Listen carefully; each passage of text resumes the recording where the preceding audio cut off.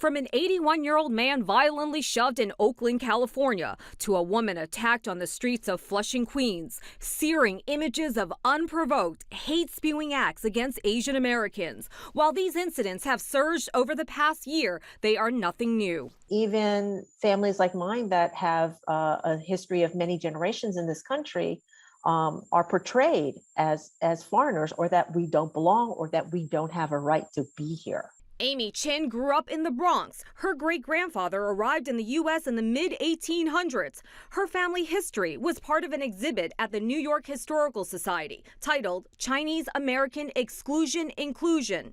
Even with such deep American roots, she, like so many of us, myself included, have been told to, quote, go back to your country, when our country is this country. My family's history actually goes back as far as the Transcontinental Railroad. When my parents bought a house, in the Bronx, the neighbors wouldn't talk to them. The first Asians arrived on these shores centuries ago, and anti-Asian bigotry has been around for just as long. The acts of violence and harassment of the last year are just the latest chapter in the timeline of hate and discrimination. Ava Chin, no relation to Amy, is a fifth-generation American. Her family is one of the oldest Chinese-American families in New York City. Asian American history is a part of American history that unfortunately isn't taught in our public schools. The California gold rush in the 1850s and its promise of riches led to the first wave of immigration and the first wave of discrimination. Many who didn't strike gold went to work on the construction of the Transcontinental Railroad. It's believed up to 20,000 Chinese immigrants did that back-breaking and often dangerous work. But the new settlers soon became seen as a threat, that they would drive down wages and take away jobs. There are historical accounts of Chinese settlements set on fire and of miners and workers rounded up and killed in mass lynchings. Ava's great-great-grandfather was kicked out of his home. A tsunami of anti-Chinese hatred swept the country, particularly out west. And he ended up getting forced out, despite the fact that his labor actually helped to unite the country. As the environment out west grew more and more hostile towards Asian Americans, many headed east. The first Chinatown on the East Coast was not in Lower Manhattan, but in Belleville, New Jersey, where a memorial was recently erected to honor the early Chinese settlers. Belleville played a really unique place in Chinese American history, because during this era of intense discrimination, Belleville was really unique. Asian Americans and their culture were welcomed with open arms. Unfortunately, the same can't be said about the country as a whole.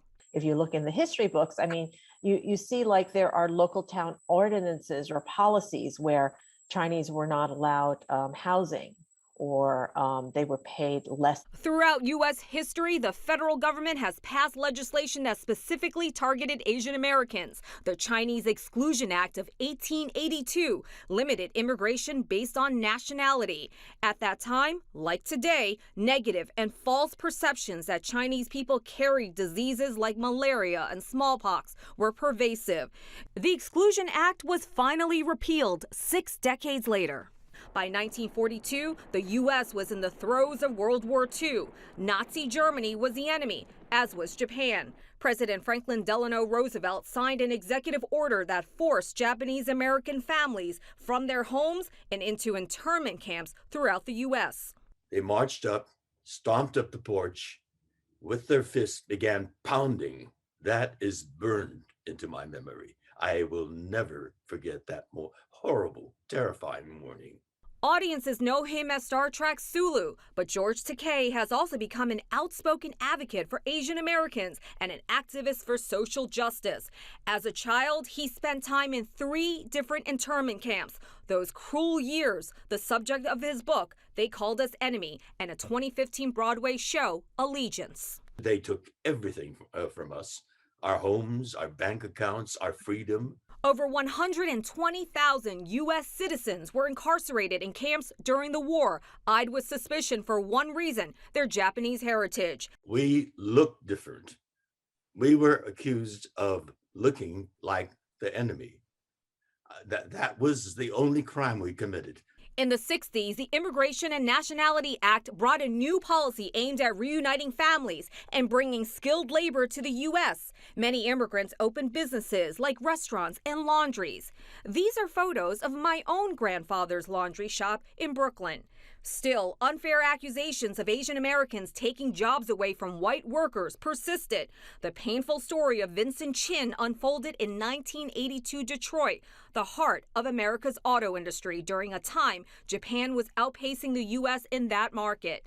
Chin, mistaken for Japanese, was beaten to death by two white men, angry because they were out of work. The pair never did any time in prison.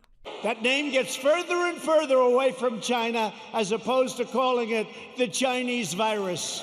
I can name Kung Flu. 2020 brought a global pandemic and a pandemic of racism. Former President Trump's use of racist rhetoric about the coronavirus sowed the seeds of fervent anti-Asian American sentiment. Why is it that Chinese Americans, who are even in this country for many generations, why are they blamed for things that happen halfway around the world?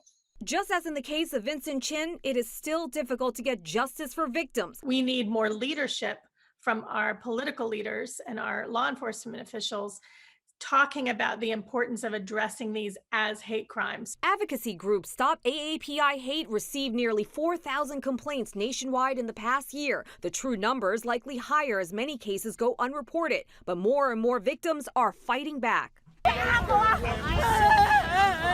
We have to participate actively and be vocal and visible and participatory. The stereotype of being the invisible, quiet minority is being forced to change. We can stay silent no longer, speaking up and crying out for a long, painful history of racism to end.